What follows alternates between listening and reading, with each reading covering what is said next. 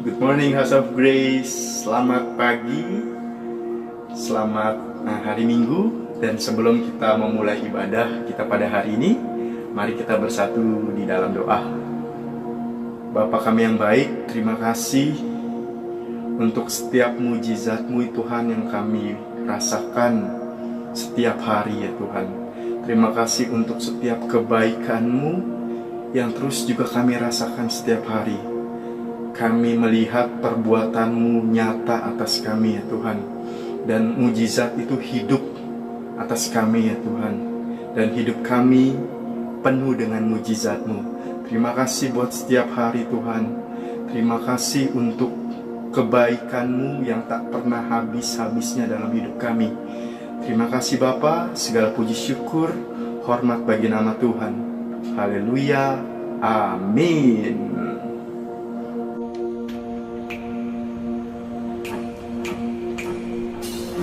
Hidup kita penuh mujizat, amin.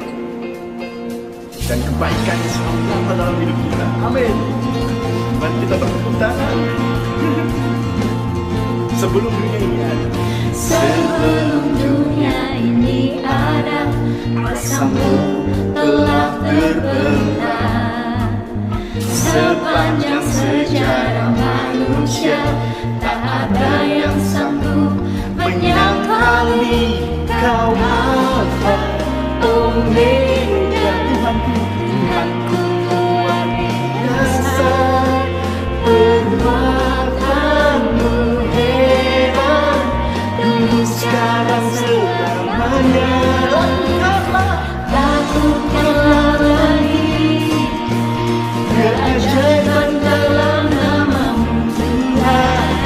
Sungguh nyata Tuhan, kemuliaan-Mu atas hidupku.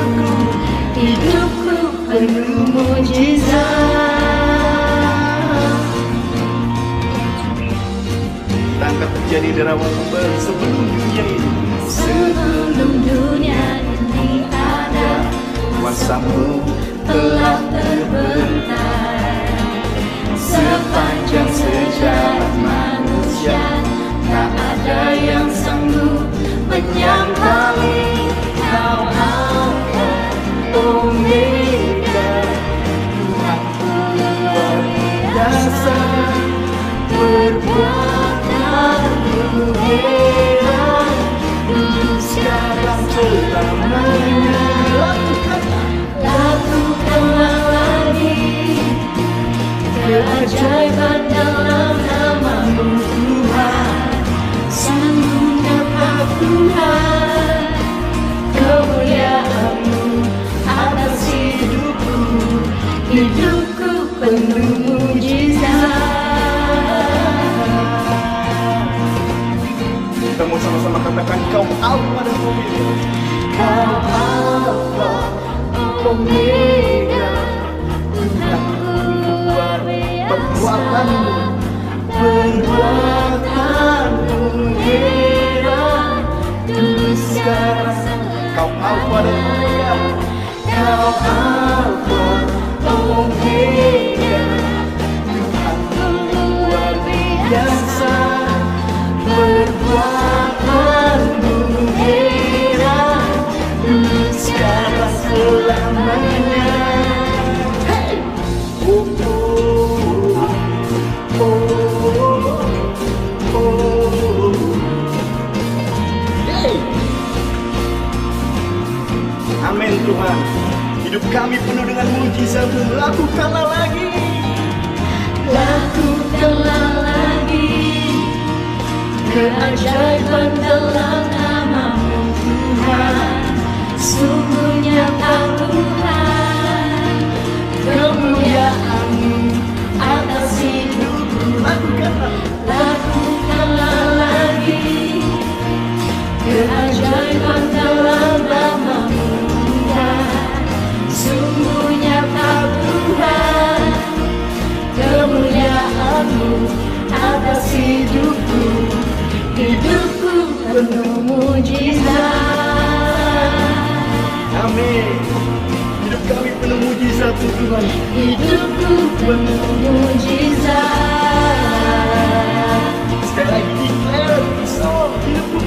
hidupku penuh mujizat. Yes, amin. Wow. Terima kasih Tuhan. Thank you, Lord, for your mercy, for your love. Yes, thank you, Lord.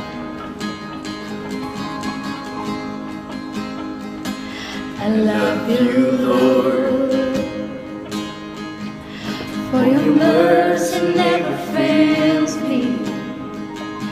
All my days I've been held in your hands. The moment I wake up until I lay my head, oh, I will sing of the goodness of God.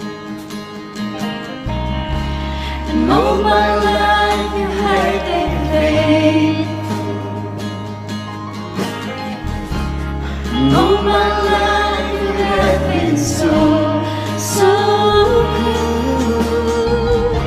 With every breath that I am able, oh, I will sing Of the goodness of God. I love your voice. You have led me through the fire and darkness night. You are close like no other. I've known you as a father. I've known you as a friend. And I have lived in the goodness of God. All my life you have been faithful. All my life you have been so good. With every breath that I am able, oh, I will sing Of the goodness of God. Your goodness is running after, it's running after me.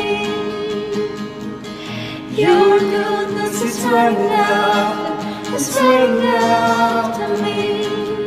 With my life laid down, I surrender now. I give you everything. Your goodness is running after, it's running after me. Your goodness is running after, it's running after me. Your goodness is running after, it's running after me. With my life laid down, I surrender now. I give you everything. Your goodness is running after, it's running after me.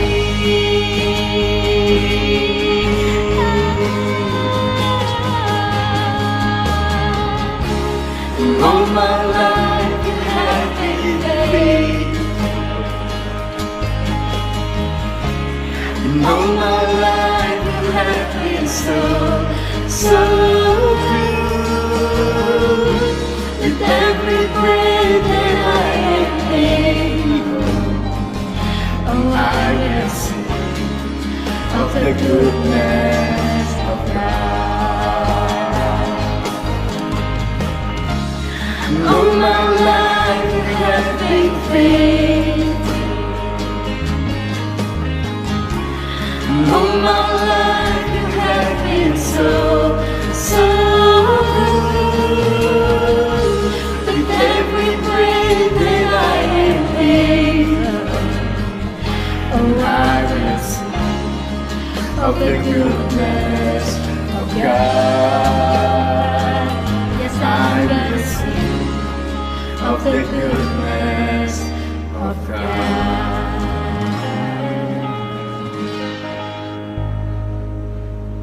Thank you. Amin.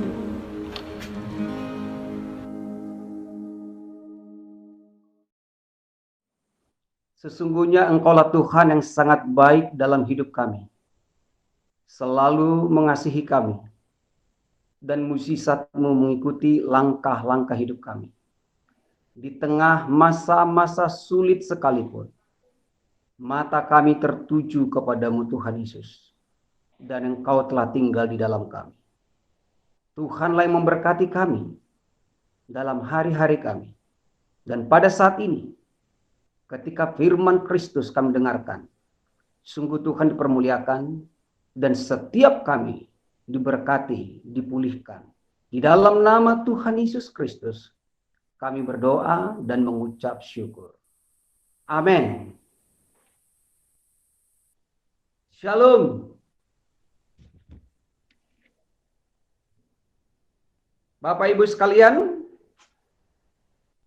kita akan mendengarkan kembali firman Tuhan dengan tema mendengar berita tentang Yesus.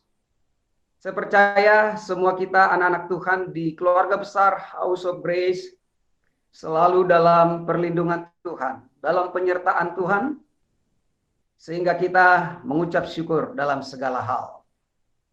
Mendengar berita tentang Yesus dari Markus pasal 5 ayat 25 sampai ayatnya yang ke-34. Saya akan bacakan ayat 25.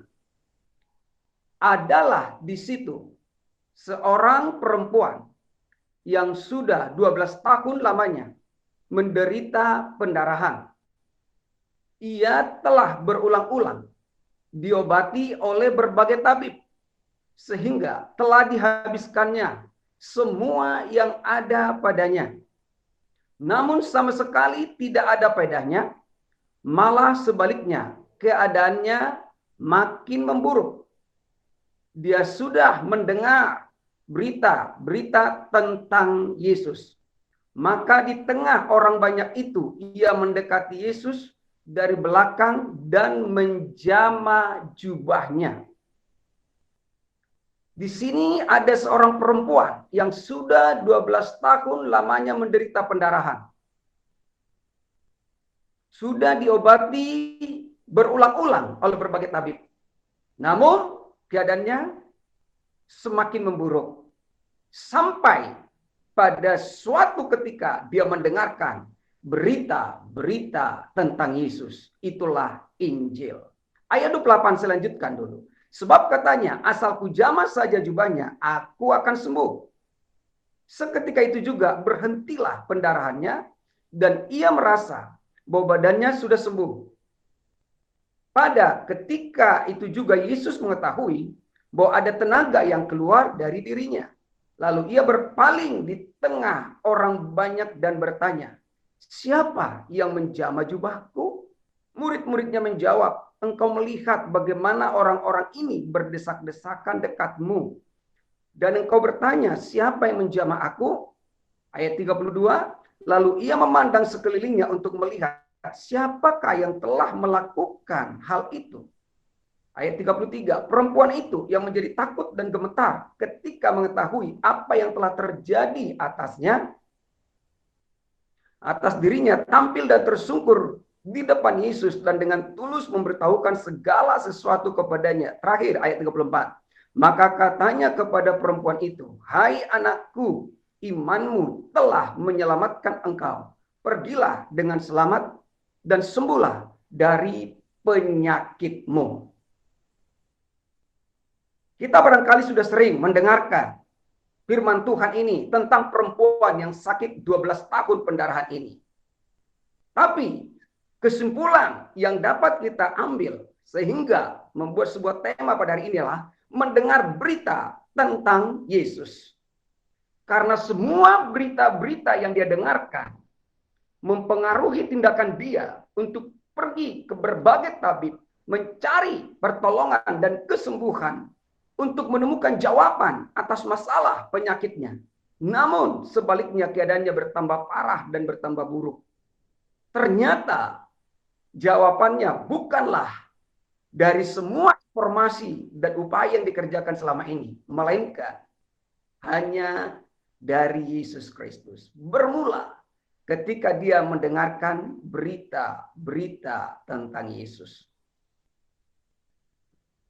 Itu sebabnya, saudara yang terkasih, kita harus mendengarkan berita tentang Yesus. Setelah kita mendengarkan berita tentang Yesus, maka kita pun memberitakan tentang Yesus. Itulah berita kita. Kita akan ulas mengapa kita harus mendengarkan berita tentang Yesus. Ya. Mengapa kita harus mendengarkan berita tentang Yesus? Ini yang perlu kita garis bawahi. Begitu banyaknya berita-berita yang kita dengarkan dari berbagai media. Bahkan mungkin dari orang, dari teman, dari siapapun. Dan berita itu tentu mempengaruhi seseorang ketika dia mendengarkan. Tapi saat ini kita mau fokus kepada satu berita utama yang saudara dan saya perhatikan dan dengarkan. Mengapa kita harus mendengarkan berita tentang Yesus?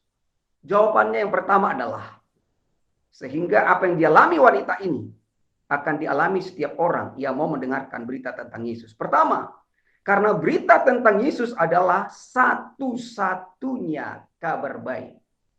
Saya ulangi, karena berita tentang Yesus adalah satu-satunya kabar baik. Bukan salah satu. Satu-satunya kabar baik. Kita sudah mendengar ketika membaca tadi Markus pasal 5 ayat 25 sampai 34 bahwa semua usaha yang dilakukan oleh perempuan itu selama 12 tahun tidak mengubah keadaannya untuk lebih baik. Malah sebaliknya, keadaannya makin memburuk. Coba, COVID-19 ini belum sampai 1 tahun. Tapi sudah begitu berdampak yang sangat tidak baik bagi seluruh bangsa-bangsa. Baik kita, masyarakat Indonesia maupun masyarakat Kristiani, sehingga melakukan ibadah sebagaimana lazimnya sampai sekarang belum bisa. Namun kalau kita bandingkan kepada perempuan ini, penderitaannya masih lebih parah, saudara. Tapi selalu ada jawaban. Perempuan ini membutuhkan kabar baik. Dia membutuhkan berita tentang Yesus. Itulah Injil yang berbicara tentang Yesus Kristus. Di dalam Kisah Para Rasul ayat 4, ayat 11, dan keselamatan tidak ada di dalam siapapun jua selain di dalam Dia. Sebab di bawah kolong langit ini tidak ada nama lain yang diberikan kepada manusia yang olehnya kita dapat diselamatkan. Banyak orang menyanjung dan menjunjung nabi-nabi, pemuka-pemuka agama, mengkultuskan mereka. Mulai perjanjian lama. Bahkan di dalam keadaan agama-agama saat ini, saudara. Tapi dengan tegas dikatakan bahwa kabar baik itu hanya datang dari Yesus dan keselamatan itu hanya ada di dalam Yesus. Tidak ada nama lain. Tidak ada perbuatan lain, tidak ada usaha lain. Hanya di dalam Yesus, melalui Yesus, oleh Yesus, karena Yesus, dan dikerjakan oleh Yesus. Ingat, tidak ada satu pribadi yang diagungkan, yang dikultuskan. Hanya Yesus, Juru Selamat. Jadi fokus kita hanya kepada Kristus yang mengasihi kita. Kemudian dilanjutkan di dalam Galatia pasal 3 ayatnya yang ke-8. Dan kitab suci yang sebelumnya mengetahui bahwa Allah membenarkan orang-orang bukan Yahudi oleh karena iman, telah terlebih dahulu memberitakan Injil kepada Abraham, olehmu segala bangsa akan diberkati. Jadi Injil telah diberitakan kepada Abraham Padahal Abraham itu hidup jauh di masa perjanjian lama. Pada umumnya kita mengenal dan mendengar Injil ada di perjanjian baru. Tapi kenyataannya Injil adalah berbicara tentang Yesus Kristus. Dan Yesus Kristus sudah ditampilkan mulai dari kitab Kejadian. Jadi Injil adalah yang menyingkapkan tentang Kristus di dalam setiap kitab yang ada di Alkitab kita. Jadi saudara, kita harus selalu menemukan pribadi Yesus dan apa yang dilakukan Yesus bagi kita. Semua nabi-nabi, raja-raja, imam-imam, mereka hanyalah pemberita tentang pribadi Yesus itu sendiri. Jadi Abraham sudah mendengarkan Injil bahwa olehnya segala bangsa akan diberkati. Dan itu terwujud di dalam Yesus Kristus. Di dalam Yesus, semua orang percaya kepada Yesus, dia telah menerima berkat yang dijanjikan kepada Abraham. Jadi ketika orang itu percaya kepada Yesus, maka berkat yang dijanjikan kepada segala bangsa, kepada Abraham itu, telah disampaikan kepada segala bangsa yang percaya kepada Yesus. Sehingga dikatakan dalam Yohanes 10 ayat 10, pencuri datang hanya untuk mencuri dan membunuh dan membinasakan. Tapi aku datang, Yesus datang, supaya mereka mempunyai hidup dan mempunyainya di dalam segala kelimpahan. Itulah kabar baik. Kabar baik itu hanya satu. Dan satu pribadi yang mengerjakan, sumbernya, dan yang memberikan. Itulah Yesus. Dia datang supaya kita mempunyai hidup. Hidup di bumi ini diberkati, dikuduskan, dibenarkan, memiliki identitas yang baru. Menjadi mempelainya. Dan mempunyai dalam segala kelimpahan dan hidup di dalam kekekalan. Itu poin yang pertama. Jadi perempuan itu telah mendengarkan berita tentang Yesus. Setelah dia mendengarkan berita tentang Yesus, apa yang terjadi dalam kehidupannya?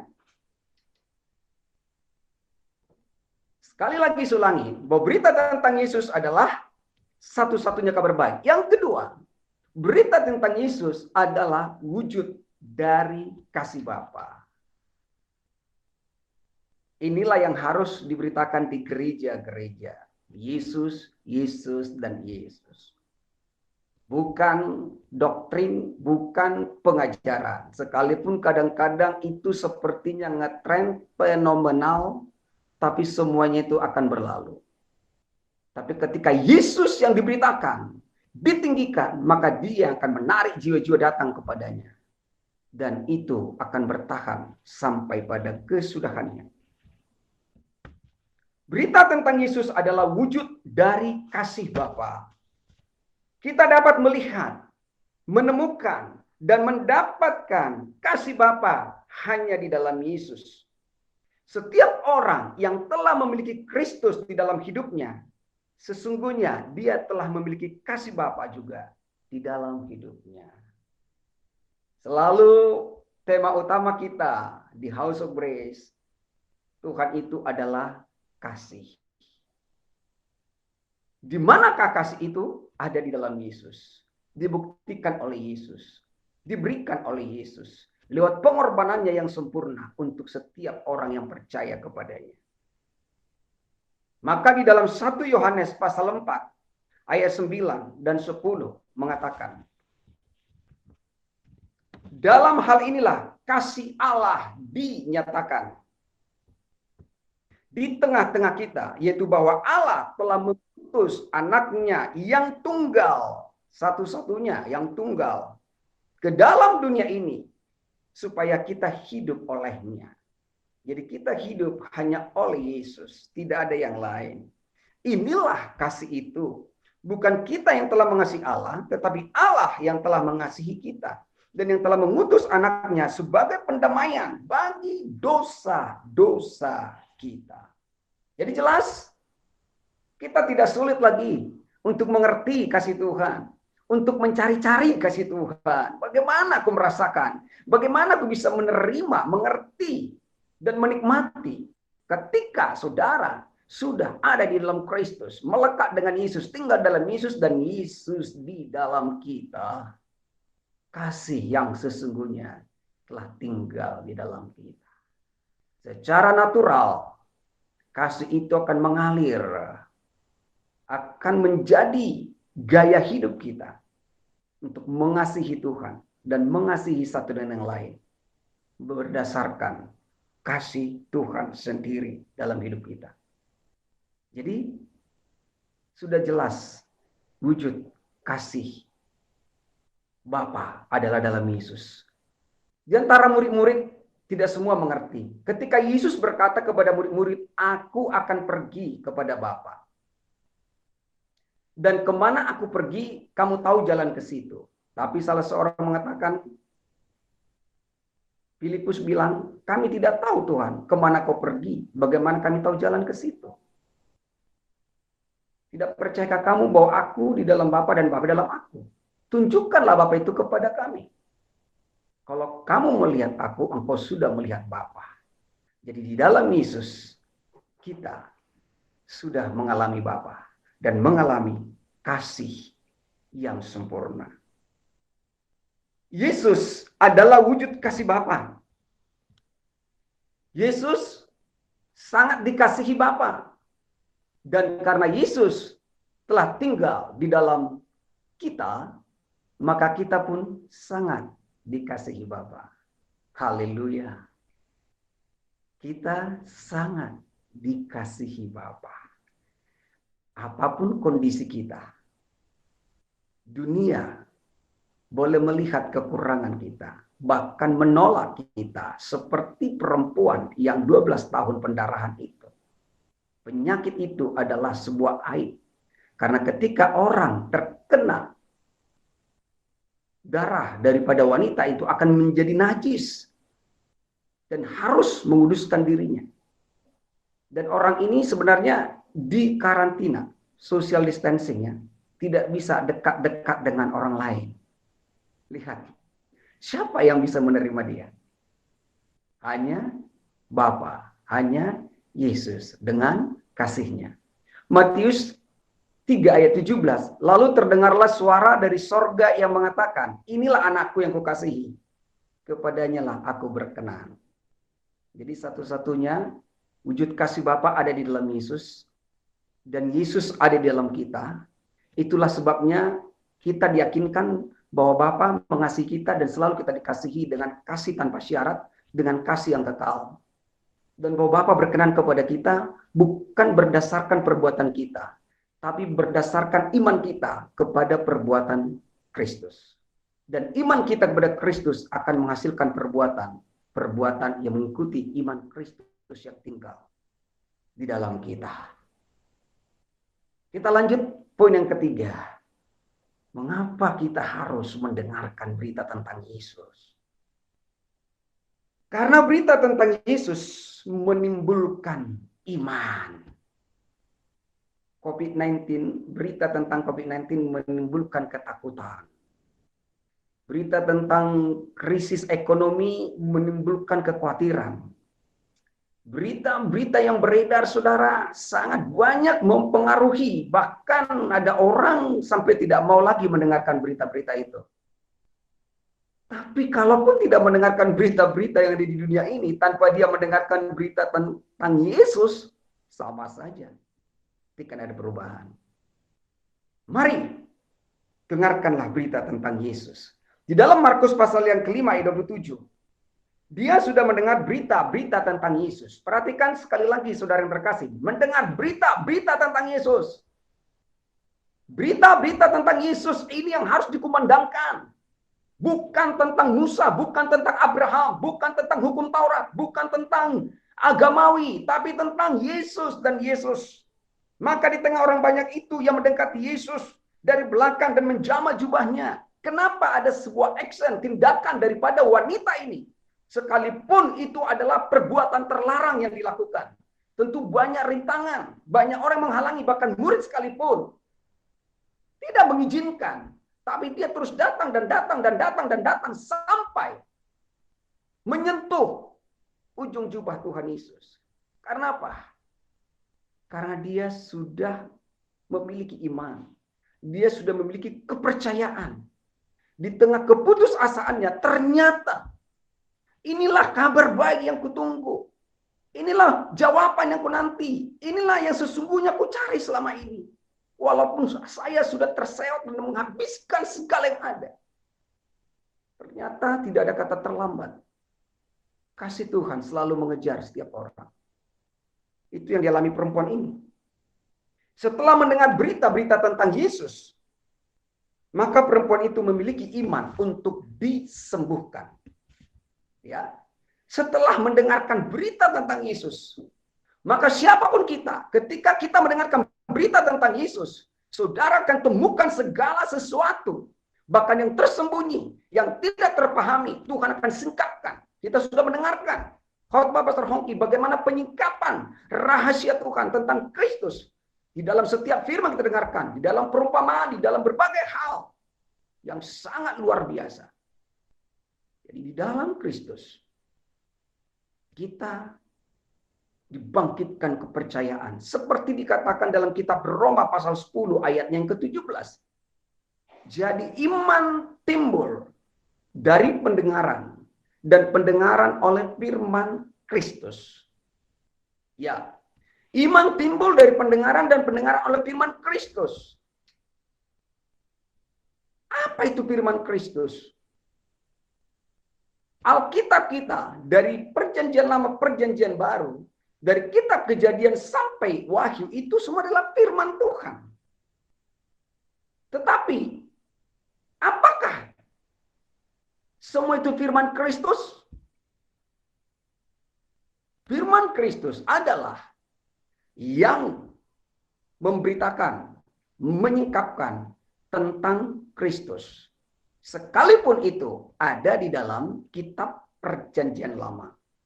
Contohnya, ketika Adam berdosa, Tuhan tetap mengasihi Adam. Sekalipun Adam sudah takut dan dia bersembunyi. Dan Tuhan memanggil dia, "Di manakah engkau, Adam?" "Aku di sini, Tuhan. Aku bersembunyi. Aku takut." "Kenapa kamu takut? Apakah engkau memakan buah pohon pengetahuan tentang baik dan jahat?" "Bukan aku, perempuan itu." Lalu Tuhan menanya pada perempuan itu, "Apakah kau memakan buah pohon dari pengetahuan baik dan jahat itu?" "Bukan aku.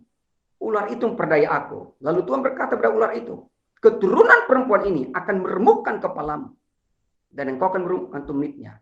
Lihat bahwa Yesus sudah disingkapkan di situ. Keturunan perempuan itu adalah berbicara kepada Yesus yang akan meremukkan kepala si iblis. Dan Yesus diremukkan tumitnya, harus disalibkan, membayar pelanggaran dari Adam. Jadi itu firman Kristus. Saudara, firman Kristus adalah yang memberitakan tentang Yesus, mulai dari kitab Perjanjian Lama sampai kitab Perjanjian Baru. Kadang orang berkhotbah Perjanjian Baru pun belum tentu tampil Yesusnya. Apalagi berkhotbah tentang dari Perjanjian Lama. Dia muter-muter. Bicara tentang Adam, bicara tentang kesalehan Yusuf, bicara tentang kegagalan daripada Saul, bicara tentang kejatuhan daripada Daud, tanpa mendapatkan pewahyuan, penyingkapan tentang Kristus. Padahal di sana semua ada. Luar biasa. Jadi harus mendengarkan berita tentang Yesus. Itulah yang membangkitkan iman setiap orang. Dilanjutkan di dalam Yohanes 11 ayat 25 dan 26. Jawab Yesus, "Akulah kebangkitan dan hidup. Barang siapa percaya kepadaku, ia akan hidup walaupun ia sudah mati. Dan setiap orang hidup dan yang percaya kepadaku tidak akan mati sampai selama-lamanya. Percayakah engkau akan hal ini?" Nah, ini dia pertanyakan Yesus kepada murid-muridnya. "Aku itulah kebangkitan, aku lagi hidup. Kalau kamu percaya kepadaku, engkau akan hidup walaupun kau mati. Percayakah engkau? Adakah engkau memiliki iman? Jikalau anak manusia datang, adakah dia menemukan iman di bumi?" Saudara sudah menerima iman di dalam Kristus. Karena hidup kita hidup ini, hidup di dalam iman kepada anak Allah, Yesus Kristus. Percayakan kau akan hal itu? Kita semua sudah percaya. Ya. Kita jawab, ya Tuhan. Aku percaya. Karena kita akan lihat di kesimpulannya. Bagaimana iman itu bekerja sampai saudara benar-benar menyatu dengan Kristus. Itu iman. Hanya Yesus. Hanya berita tentang Yesus membuat kita iman. Kalau hanya berita-berita tentang keberhasilan orang sukses yang ada di Alkitab, itu hanya motivasi-motivasi. Kita bukan seorang motivator. Tapi kita adalah pemberita kabar baik. Injil Kristus. Poin yang terakhir keempat. Mengapa kita harus mendengarkan berita tentang Yesus? Karena berita tentang Yesus memberikan jawaban. Kristuslah jawaban. Berita tentang Yesus memberikan jawaban. Perempuan itu tahu bahwa Yesus adalah jawaban dalam hidupnya. Setelah dia mendengar berita itu, timbullah imannya. Dia tahu bahwa Yesus mengasihi dia, walaupun semua orang menolak dia dan tidak menerima dia. Sehingga dia datang dengan tindakan imannya dan menyentuh jubah Tuhan Yesus. Karena dia tahu Yesuslah jawabannya. Buktinya di dalam Markus 5 ayat 28. Sebab katanya, asal ku jamah saja jubahnya, aku akan sembuh. Bukan dokter yang menyembuhkan, bukan vaksin yang menyembuhkan, tapi Yesuslah jawaban dalam hidupku. Segala upaya telah gagal, tapi Tuhan tidak pernah gagal. Inilah jawabannya.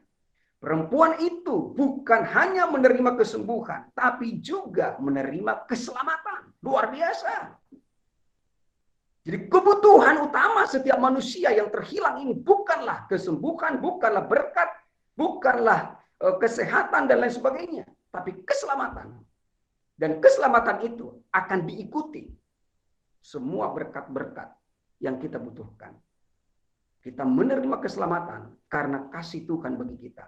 Kita menerima kesembuhan karena kuasa Tuhan bekerja bagi kita. Mari kita lihat lagi. Markus 5 ayat 34. Maka katanya kepada perempuan itu, hai anakku, imanmu telah menyelamatkan engkau. Pergilah dengan selamat dan sembuhlah dari penyakitmu. Hai anakku, imanmu telah menyelamatkan engkau. Jadi Yesus tekankan pertama keselamatan, bukan kesembuhan. Banyak orang mencari mujizat dan sembuh, tapi tidak mengalami Kristus dalam hidupnya. Tapi orang yang sudah mengalami Kristus, keselamatan sudah menjadi miliknya.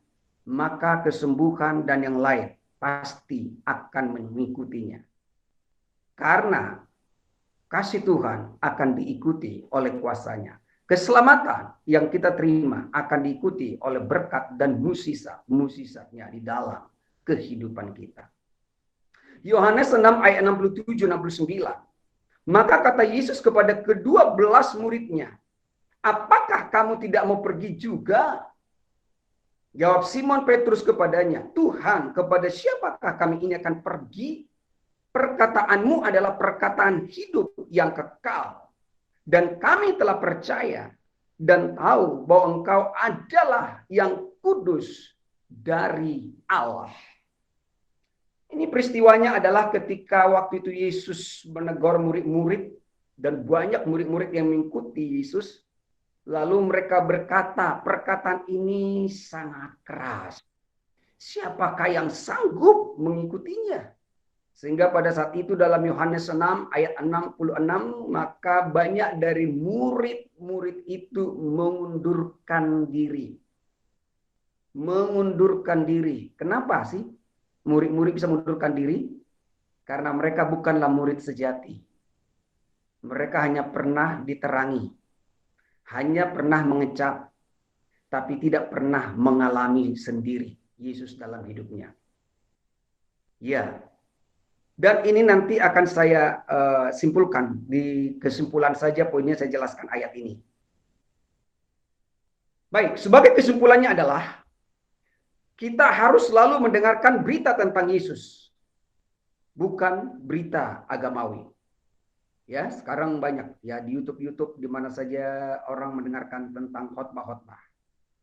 Mari kita punya filter untuk memahami apakah ini berita tentang Yesus atau berita agamawi. Ketika kita mendengar berita tentang Yesus, tentu kita juga akan mengabarkan berita tentang Yesus dan bukan berita agamawi, mix campuran. Orang yang selalu mendengar berita tentang Yesus akan semakin melimpah di dalam kasih Bapa. Ya, kita bertumbuh di dalam kasih, bertambah dewasa di dalam kasih itu. Kalau kita selalu mendengarkan berita tentang Yesus yang adalah kasih, kasih, kasih, tinggal di dalam kasih, tenggelam di dalam kasih, mengalir dalam kasih. Kemudian orang yang selalu mendengar berita tentang Yesus akan bertumbuh di dalam iman. Imannya kuat, tidak diombang-ambingkan. Dia bukan lagi anak-anak, tapi sudah menjadi bapak-bapak.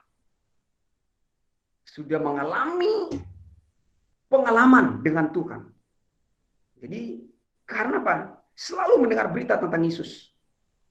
Tidak seperti jemaat di Galatia. Hai, orang-orang Galatia yang bodoh, kata Paulus. Kamu sudah memulai dengan roh, mengakhiri dengan daging. Kamu sudah mendengarkan berita-berita tentang Yesus. Satu-satunya juru selamat yang mengasihi, yang menyembuhkan, yang memberkati, yang memberikan hidup yang kekal. Tapi kamu kembali lagi kepada ajaran-ajaran agamawi, kembali lagi ke Taurat. Makanya saudara selalu mendengar berita tentang Yesus. Yang terakhir adalah orang yang telah mengerti bahwa Yesus adalah jawaban dalam hidupnya tidak akan terpengaruh lagi dengan ajaran ahli Taurat, dengan ajaran orang Farisi, dengan ajaran nabi-nabi palsu dan agamawi, sekalipun itu keren. Kemasannya begitu bagus, memukau secara manusiawi. Tetapi bagi saudara itu tidak menggiurkan ketika kita mengetahui bahwa hanya Yesus jawaban dalam hidupku. Sehingga kita akan simpulkan di dalam ayat terakhir ini, ulangi kembali dalam Yohanes 6, ayat 69. Jawab Simon Petrus kepadanya, Tuhan, kepada siapakah kami akan pergi? Kita tahu bahwa Simon ini pernah pergi meninggalkan Yesus dan kembali kepada jalannya, perahunya, menjala ikan. Pernah meninggalkan Yesus. Kita tahu bahwa Simon pernah meninggalkan Yesus, bahkan menyangkal Yesus.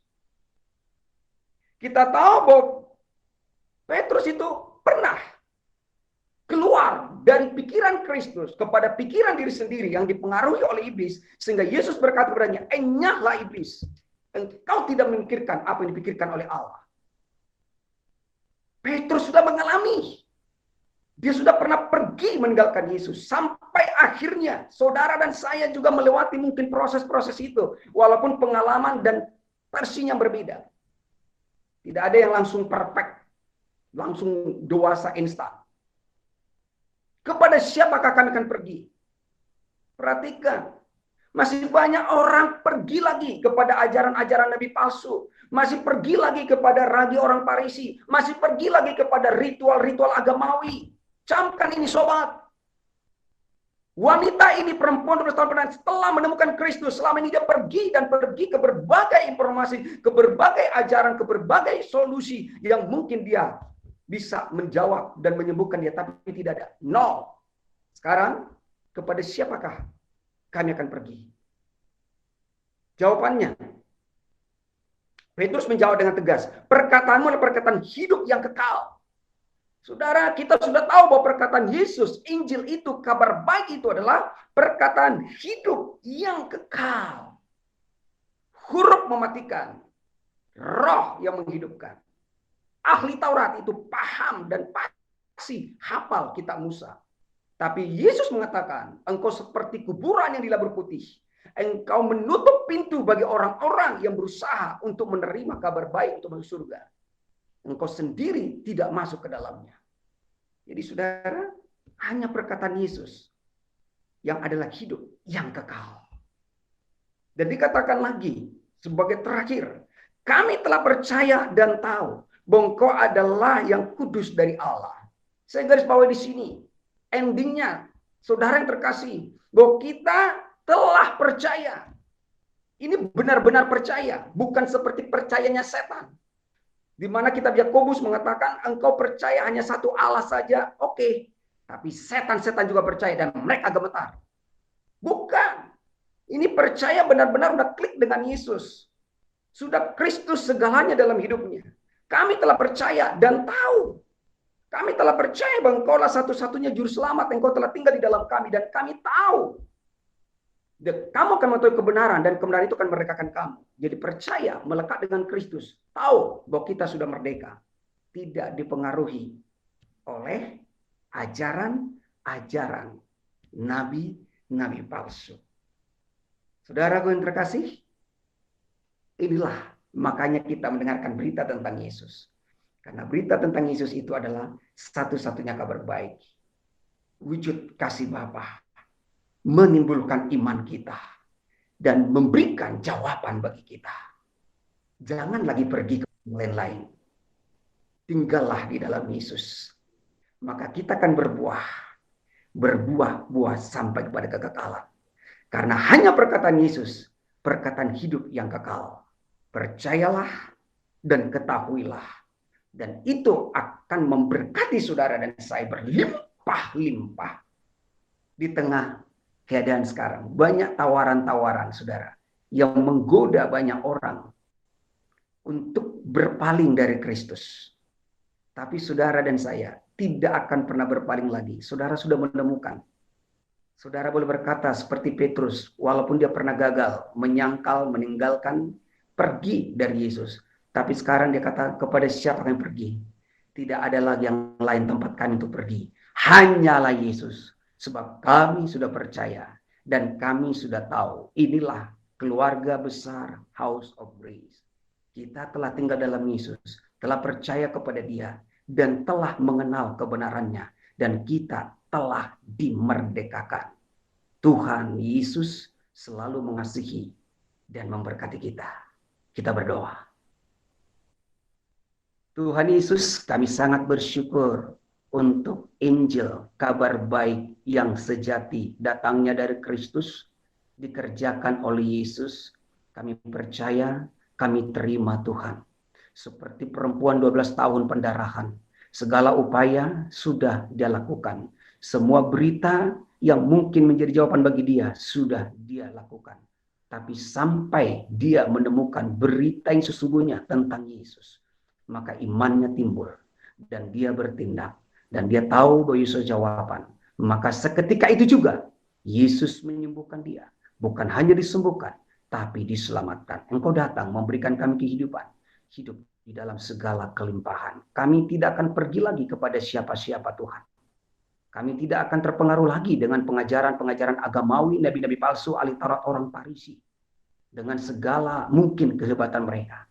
Hanya Yesus yang telah mempesona kami. Sekarang kami telah percaya dan kami telah tahu. Engkaulah yang kudus, yang datang dari Allah. Engkaulah Bapa, Engkaulah wujud kasih Bapa. Setiap kami telah tinggal dalam kasih-Mu. Semua penyakit telah disembuhkan. Segala berkat-Mu akan mengikuti kasih-Mu dalam hidup kami. Bahkan kuasa-Mu bekerja sehingga mujizat terjadi berkat hari lepas hari. Tinggal dan mengalir dalam kehidupan kami. Hanya di dalam nama Tuhan Yesus Kristus kami telah berdoa dan mengucap syukur. Amin. Tuhan Yesus memberkati. Saya serahkan kembali kepada Ibu Rosma.